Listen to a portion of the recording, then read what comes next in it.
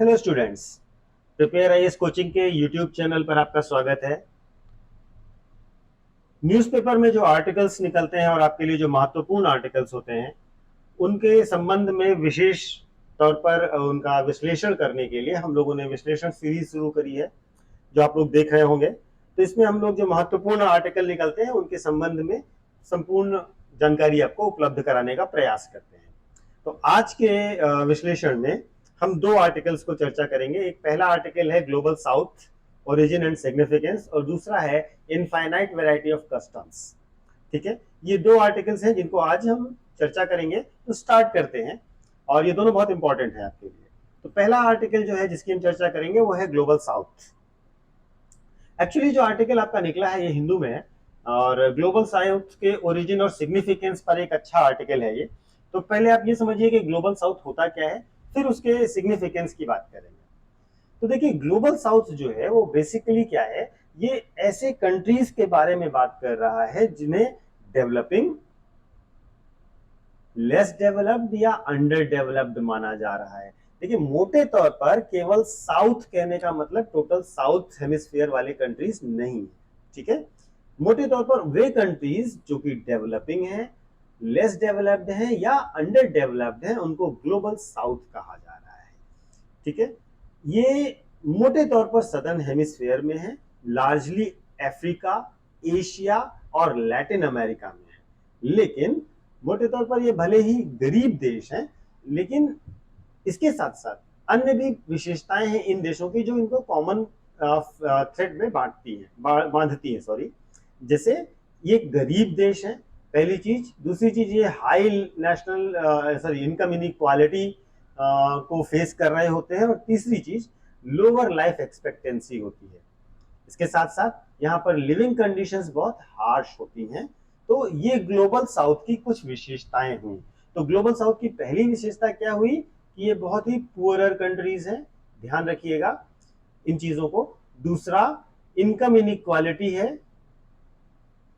तीसरा, living conditions बहुत poor है और लाइफ एक्सपेक्टेंसी लो है। ठीक है, जबकि इसका उल्टा, जिसको हम ग्लोबल नॉर्थ कह रहे हैं, ठीक है, वहां पर क्या है, वो रिचर कंट्रीज हैं और बेसिकली नदर्न हेमिस्फीयर में ज्यादातर हैं। और ये मोस्टली अगर हम बात करें नदर्न हेमिस्फीयर में भी, तो नॉर्थ अमेरिका और यूरोप में है। ठीक है, तो इन सबको हम ग्लोबल नॉर्थ मान रहे हैं। ठीक है,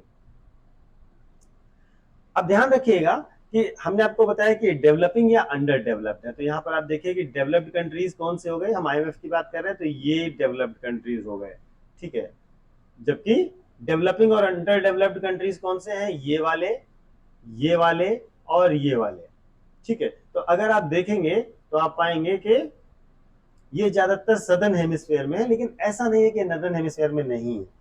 ठीक है, तो यहाँ पर लोकेशन यानी ज्योग्राफी से ज्यादा रिलेशन नहीं है ग्लोबल साउथ कहने का। तो ध्यान रखिएगा कि it is not geographical. In fact global south में ही हम दो बड़े कंट्रीज देख रहे हैं, इंडिया और चाइना, जो कि नदर्न हेमिस्फीयर में है। ठीक है, तो इसलिए ये नहीं कह सकते कि ये सदर्न हेमिस्फीयर के देश हैं। ग्लोबल साउथ कहने का मतलब डेवलपिंग और अंडर डेवलप्ड कंट्रीज के लिए है। तो ग्लोबल साउथ जो टर्म है वो political, geographical, geopolitical, economic conditions, इन सब पर डिपेंड करता है। एक और खास बात है कि ज्यादातर वो ग्लोबल साउथ वाले जो कंट्रीज हैं वो कभी ना कभी इंपीरियलिज्म और कॉलोनियल रूल के शिकार रहे हैं। चाहे वो अफ्रीकन कंट्रीज हो या इंडिया हो या साउथ अमेरिकन कंट्रीज हो, ये इनके शिकार रहे हैं। और इसीलिए इनके साथ जो है इनकी डिपेंडेंसी और इनके पास जो ग्रोथ के पोटेंशियल है वो बहुत कम हो गए हैं। ठीक है, तो एक तरीके से इस रिलेशनशिप को, जो ग्लोबल साउथ रिलेशनशिप को, इसके लिए एक टर्म यूज किया गया न्यूज़पेपर्स में कि the west and the rest. तो वेस्ट वो है जो डेवलप्ड है, जिसको हम ग्लोबल नॉर्थ मान रहे हैं, और द रेस्ट मतलब वो जो अंडर डेवलप्ड है। ठीक है, तो ये तो आपका हो गया कि ग्लोबल साउथ क्या होता है और ग्लोबल साउथ के बेसिक फीचर्स क्या है। अब आप यहां से ध्यान रखेंगे, कितना आपको समझ में आ गया है। ठीक है, तो अब देखिएगा न्यूज में क्या था, मतलब इस आर्टिकल में क्या था उसको समझिएगा। ये न्यूज आर्टिकल रिलेटेड था जो नेटो का मामला है उसको लेकर। ठीक है, जो नेटो का मामला है उसमें क्या था कि बेसिकली जो ग्लोबल साउथ के मेजर कंट्रीज हैं जो कि अफ्रीका, एशिया और लैटिन अमेरिका में पाए जाते हैं, वो धीरे धीरे उनमें पाया जा रहा है कि वो नेटो के साथ खड़े होना नहीं चाह रहे हैं, जो रशिया यूक्रेन वॉर है उसमें। ठीक है, बेसिकली वो कई सारे कंट्रीज ऐसे हैं जो रशिया का भी साथ दे रहे हैं।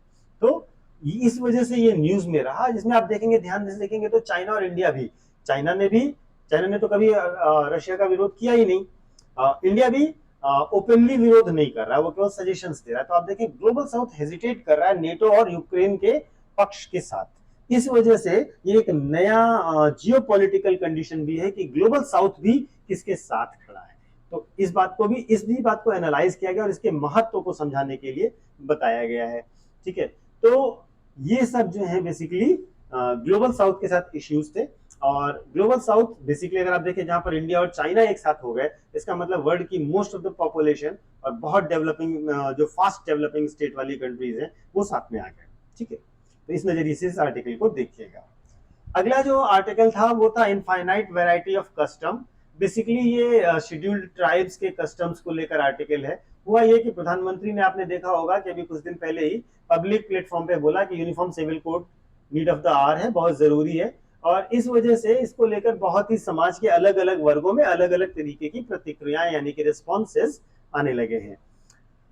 तो वास्तव में जो ट्राइबल्स हैं वो, उनका एक अलग लाइफस्टाइल होता है। और अगर आप ध्यान दें तो एक टर्म है ट्राइबल पंचशील का, ये आप देखिएगा भी,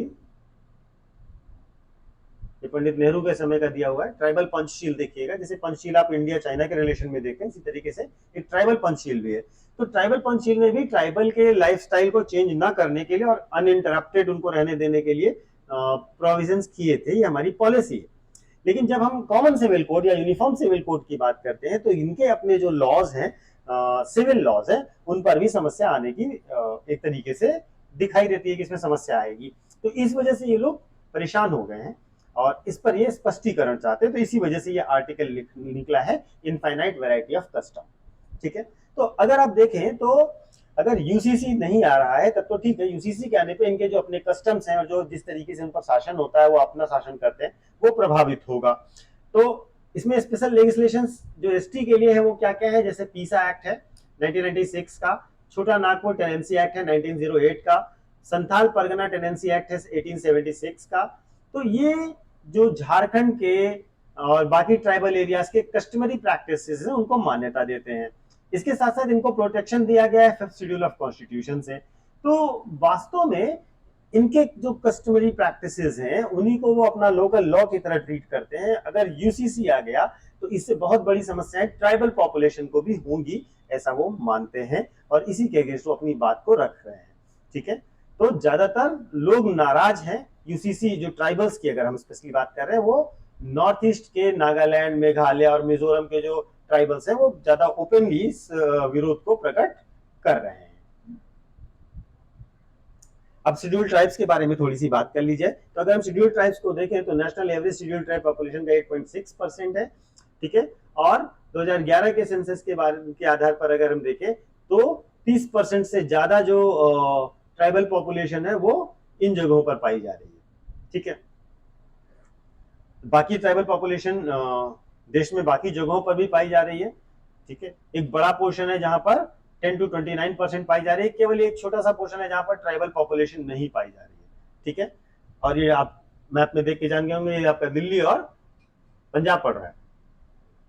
ठीक है, तो अब ट्राइबल पॉपुलेशन जो है उसके बारे में थोड़ी सी चीजों को समझ लीजिएगा। जो ट्राइब्स हैं उनको आर्टिकल 342 के अंतर्गत शेड्यूल्ड ट्राइब्स कहा गया है। 110 मिलियन ट्राइबल्स हैं देश में, जो लगभग 18 स्टेट्स में फैले हुए हैं। ट्राइबल पॉपुलेशन अपनी सस्टेनेबल लाइफस्टाइल और हार्मोनी विद नेचर के लिए जाने जाते हैं और इनके नंबर धीरे धीरे कम हो रहे हैं क्योंकि अलग अलग फैक्टर्स इसके लिए रिस्पॉन्सिबल है, जैसे इंक्रोचमेंट, उनका कल्चर, उनके हेरिटेज को जो डील न करना ठीक से, ऐसे बहुत सारे रीजंस हैं जिसकी वजह से ये धीरे धीरे इन पर असर पड़ रहा है। ठीक है, अब देखिए इंपॉर्टेंट ये है कि ये ट्राइबल पॉपुलेशन या ट्राइबल कम्युनिटी देश के लिए इंपॉर्टेंट क्यों है, ठीक है। तो जो ट्राइबल कम्युनिटी है, पहली बात तो है कि वो बायोडाइवर्सिटी को सेफगार्ड करती है, ठीक है ना। ये preserving the biodiversity of you know जो फॉरेस्ट है, वर्जिन फॉरेस्ट है जहां पर लोग नहीं पहुंचे हैं, और अपने लाइफस्टाइल से उसको प्रोटेक्ट करते हैं। दूसरा, ये ट्रेडिशनल नॉलेज के रिपोजिटरी हैं, यानी कि किस तरीके से ट्रेडिशनली लोगों ने अपने जीवन को अडाप्ट किया था, मिटिगेट किया था क्लाइमेट के साथ, कैसे कैसे डिजास्टर्स को डील किया था, उसके लिए इनके पास एक ट्रेडिशनल और पारंपरिक नॉलेज है बहुत सारा। इसके साथ सस्टेनेबल लाइवलीहुड प्रैक्टिस करते हैं, और इसके साथ साथ उसमें जेंडर और सोशल हार्मोनी भी इनके बीच में बहुत सारी होती है, ठीक है। ये बहुत लिबरल कम्युनिटीज होती हैं, और यहाँ पर स्टेटस ऑफ वुमेन भी बहुत अच्छी है। तो एक तरीके से ट्राइबल कम्युनिटीज मैटर करती हैं हमारे लिए।